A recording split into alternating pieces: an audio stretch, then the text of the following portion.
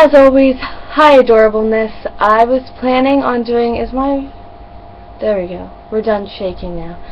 No we're not.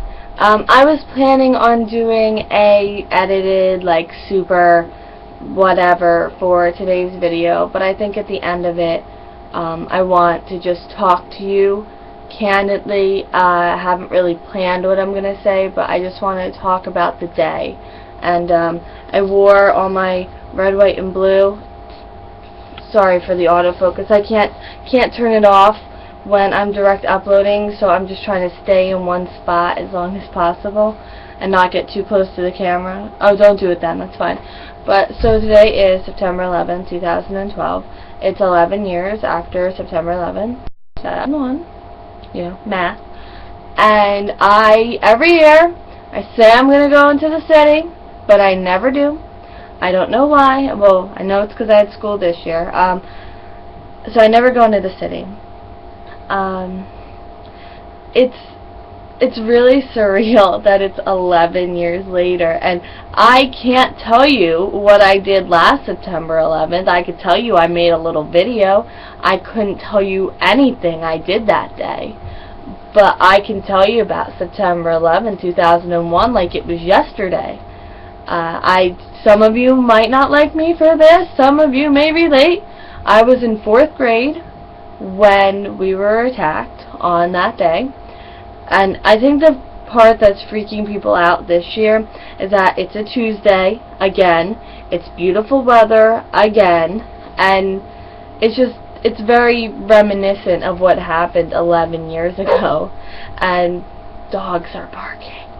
I think, personally, I didn't lose anyone, but my best friend at the time, her uncle was a firefighter, and unfortunately, he passed away, and they didn't find out until a few years later, because the remains, it took them years to go, and still thousands, hundreds of people haven't been identified, and it's mind-boggling. But in the future, I do plan on going to the memorial and the Freedom Tower and everything, because my dad brought me to the Ground Zero a year after it happened, and I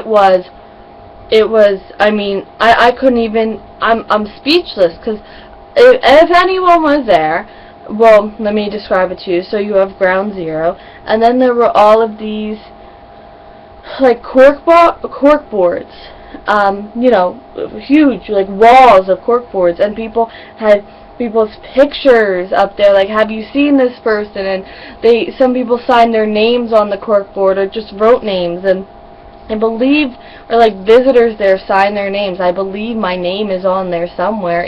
They're not there anymore, but I believe I did put my, you know, as a guest or as a visitor or as someone to just, I just looking over in the Ground Zero, and I had seen it since. I saw it in 2009, just briefly, because there was a school trip. We were on a school trip, and it was right there, and everyone's like, oh, it's at Ground Zero, and we're like, yeah, it's right there.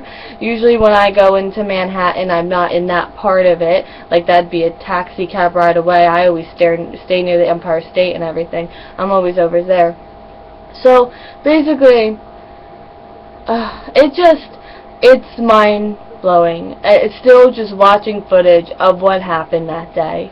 It boggles my mind, and I can't even I couldn't comprehend it back then. It's still part of me, just can't wrap my head around it now. And I was just watching the story about the 9/11 surfer, which definitely try to catch that documentary. If you can't this year, write it on your little to-do list to catch next year, because it's an amazing story.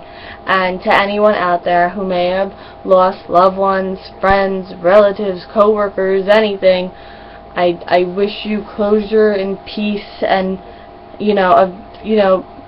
life. That's all. Just be. That's all. Just be. And